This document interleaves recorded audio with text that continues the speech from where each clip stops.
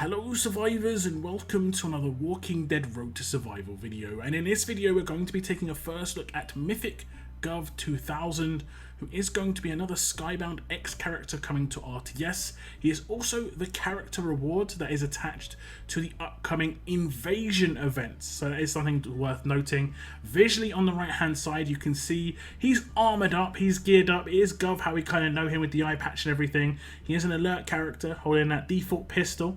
We'll look at, well, I think it's a default pistol, I assume it is, but on his other arm, you know, where he'd normally have maybe, I don't know, like a dagger or something attached to it, but he's actually just got this absolute beast of like a crab claw, a lobster claw, a claw of some kind, and yeah, you don't want to really be caught by that. On the left hand side, you can see it a bit more in gruesome detail. He has got a little bit of a teaser in this as well, where he has actually got Laurie in his art, so we'll have to see if she kind of feeds into the invasion event storyline at all. Is it going to be like a Mario situation where Rick has to come and save Laurie? I do not know.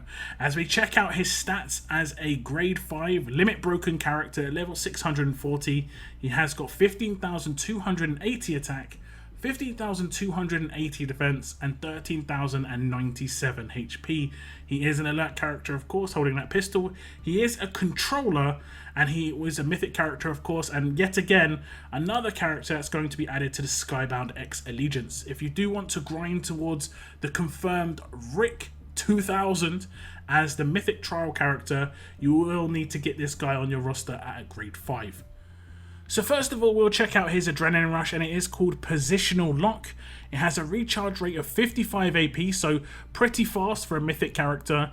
Deal 300% damage to one enemy, doubling that damage to 600% if that enemy is in the middle slot. So quite a basic rush. It's only going to be pure damage, no extras on top, unfortunately, and that does make it kind of weak in my opinion. It's just a big hit, but it is basically a anti-leader nuke. He is potentially going to one-shot a leader. 600% is not terrible, and because it's 55 AP, he's not going to need a huge AP bonus on attack to actually get a rush off on an attack team. He'd only need a medium bonus because he's going to be able to get that AP quick enough. So there could be some pretty interesting weapons that you could craft for this guy to get the most out of it when it comes to actually doing damage to a character. Like I said, the unfortunate side of it is it's not going to have any control in it, which is kind of surprising considering he is considered a controller. I would have expected there to at least be that character getting something for one turn at least as a minimum, but unfortunately it's just going to be pure damage, but it will be doubled to 600% if it is on a leader. Okay, as we start the turn, I'm just going to show you with one 8% weapon and a huge AP on attack weapon on Gov. If I just do a basic attack and then follow up with a Glenn, and Glenn crits, he's going to get a natural turn to rush. This can be quite nice in certain teams that you want to put together. We can see visually as well, Gov actually is on that hovering platform. I was wondering if he was actually going to be on that hovering platform or not.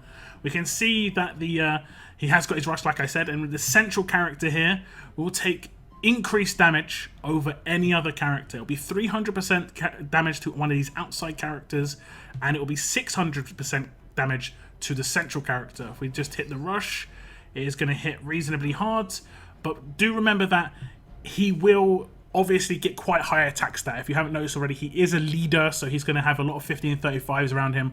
That damage is going to be quite heavily amplified. It is also unblockable because it isn't a multi-hit and it isn't a signature move, so there isn't going to be any weapons that are just going to, like, no absolute defense, nothing like that, but you just got to be aware of those guardian shields. So as we check out the upgrades, you can see at grade 4 it will get a 50% base damage boost and a 50% conditional damage boost. It starts off at 200% base and it will get boosted to 250%, and it starts at 500% conditional damage base and it gets boosted up to 550%.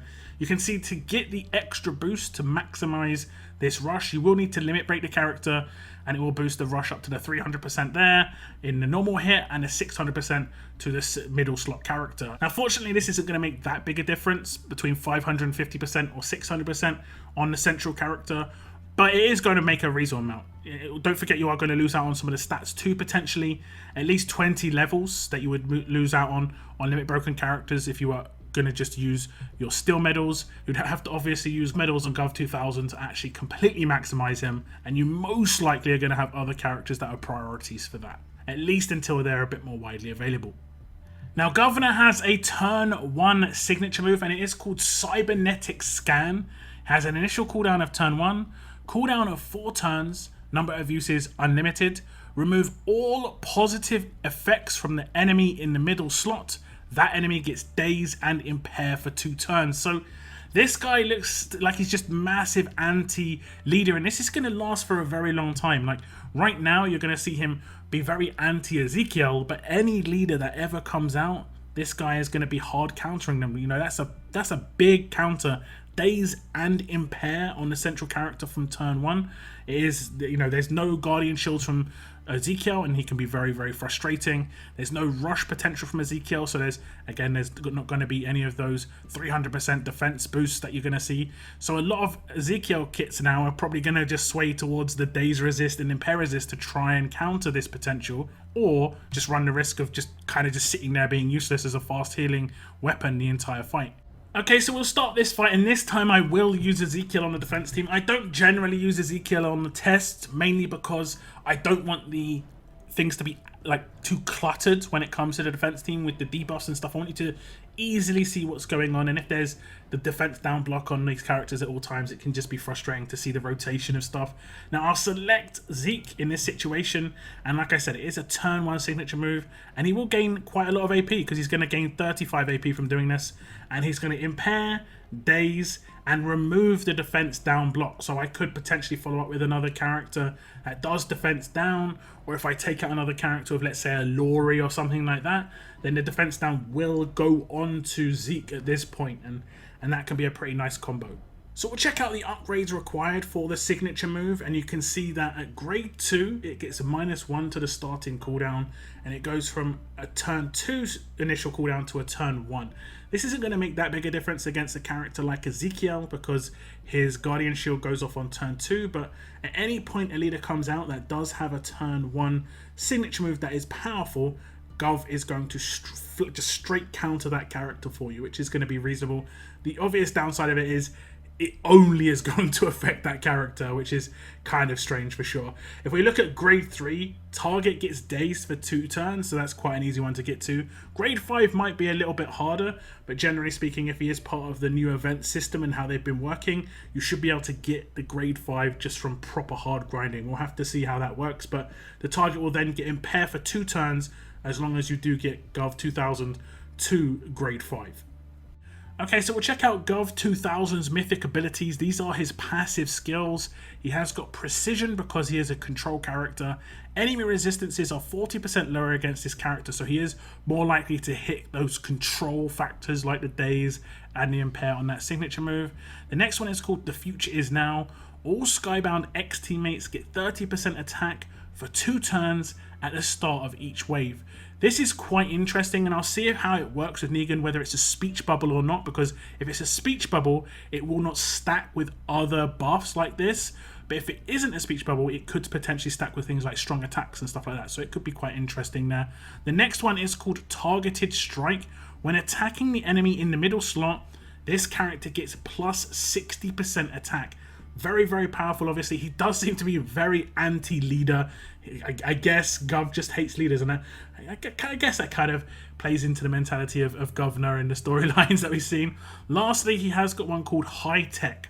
When this character starts their turn, 10% chance all Skybound X teammates will get a Guardian Shield. That is obviously really powerful. I think it's very balanced in terms of how much percentage chance it has to happen as well, where it's just 10% chance that all of the characters can get it. Of course, you could use an entire Skybound X team, and when it goes off, everyone's getting the Guardian Shield. Okay, so we're going to start an attack here, and we have got Negan 2000 and Gov 2000 in the same team, and you can see because they're both of the Skybound X allegiance, they're both getting a 30% attack boost that you know he's giving as a passive.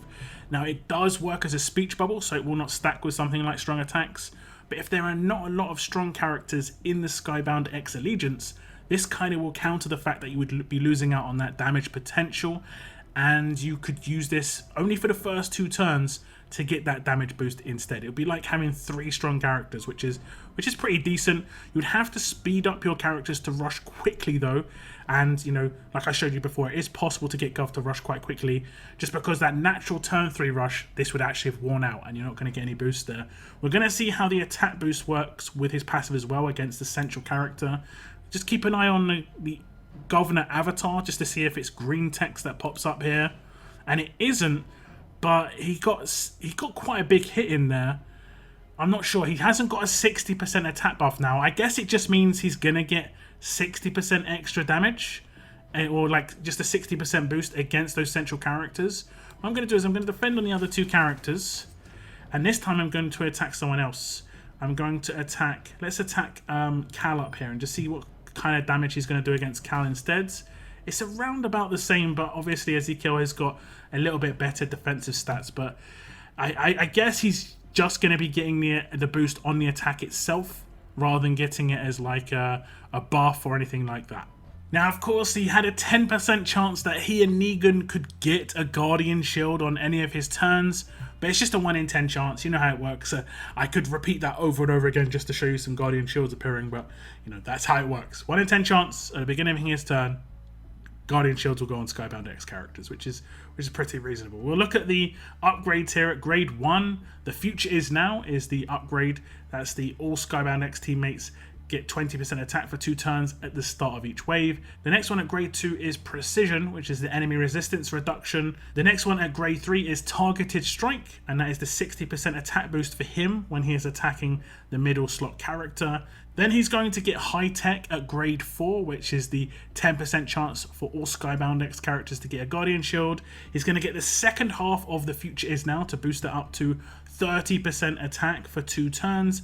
And then lastly, as a limit broken character, he will get Precision 2. Enemy resistances are 20% lower against this character, and obviously stacks with Precision 1, making it the full 40% that would be possible. Now, I did kind of hint at this earlier on in the video, and you may have noticed it already. He is an attack leader. That red leader skill does mean an attack leader, and we'll bring up that leader skill. It says all teammates get 30% attack. All Skybound X teammates get 100% stun resistance for the first 2 turns at the beginning of each wave. This is obviously really powerful against certain defense teams. Alert characters are going to have a bigger problem against this when it comes up against Skybound X characters. However, it is also going to counter some S-class characters that are still being used. Obviously, a lot of Mercers still running around, and with Gov 2000 coming out, that is going to have a bit more limited use. At least you've got the potential of definitely giving Gov 100% resist against stun and any other Skybound X teammates that he has around him. Okay, so if we attack here, we can see Mercer is the defense leader in this situation, and I have got Negan and Governor on this same team. They are part of the Skybound X Allegiance, so they get the boost from his leader skill, and you can see it's 100% resistance to stun. They have not been stunned. The other 3 teammates obviously have, and that is because they are not Skybound X teammates, and this is where the trap you can potentially fall into. If they had resistance mods, they would have, you know, 50% to maybe 85% chance to resist. However, Gov and Negan will not need any stun resistance on attack teams, and this is quite nice to just forego stun resistance, which a lot of people do focus on their attack teams when it comes to Skybound X characters, if you are going to use on an attack team next to Governor in the future. And of course, this also means that any other characters that come out in the future that have stun on their leader skills or stun on their passives at all, potentially you could counter. Like right now we have Razzo, and you could completely hard focus him first turn without any risk of his stun on his passive actually proccing. And I know there was a lot of fear that there potentially could be like a Mercer 2.0 leader skill come out. Well, if you get this character, that will never be an issue for you. So, you know, this isn't actually that terrible. It will require you to have Skybound X characters around them. We'll have to see what the other Skybound X characters have to offer, because Negan is a little bit more of a defense team character, but there is the potential there are going to be more attack team characters coming out, especially considering the sort of weaponry we have seen in the hands of Rick and Andrea in the promo. So very interesting there. We'll have to see what happens, but this isn't a bad leader skill. It really is dependent on the characters that are going to be next to him. Now, Gov 2000 does not have an attached weapon, at least not an attached pistol. You see that claw is pretty brutal. If only he was a strong character. No, that would be nuts. But yeah, he does actually just have a default pistol, as we can see, kind of what we saw in the intro. That does mean that you can put whatever weapon you want in his hands. He is generally going to be used as a leader, I would assume, just to get the bonuses there. You could potentially use him as a side character as well, but if you did use him as a leader, he doesn't require anything special in any of those slots, like splash damage. He's not going to be able to take advantage of that with his rush or his signature move, so you're better off just trying to amplify the attack stat as much as possible, just to make that rush as hard hitting as possible, because if you're not hitting that leader, it isn't that spectacular. 300% is okay, you know, it's not terrible, but it just isn't going to be doing any significant damage against a very tanky character.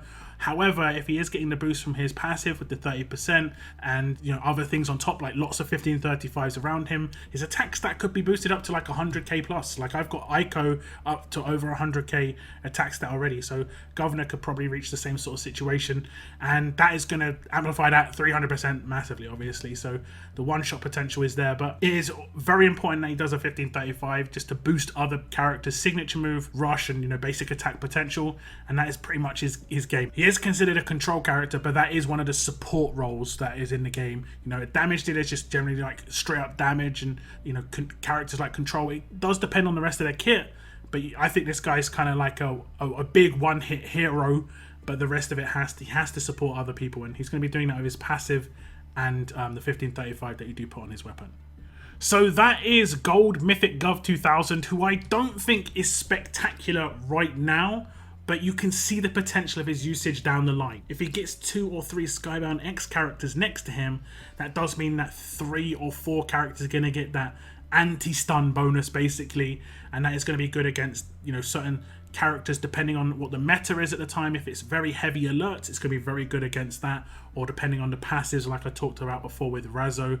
But it's also going to be good because of his passive, where he gives a 30% attack boost, so he's really going to be quite useful. Obviously it depends on those Skybound X characters, but he's going to be good for those characters if they are offense minded. But otherwise, he's kind of just average, honestly. He's not going to be that spectacular, a standout character by himself. So if there are any other Skybound X characters that come out and they're available and that you can actually set your sights on, it probably is worth working towards them.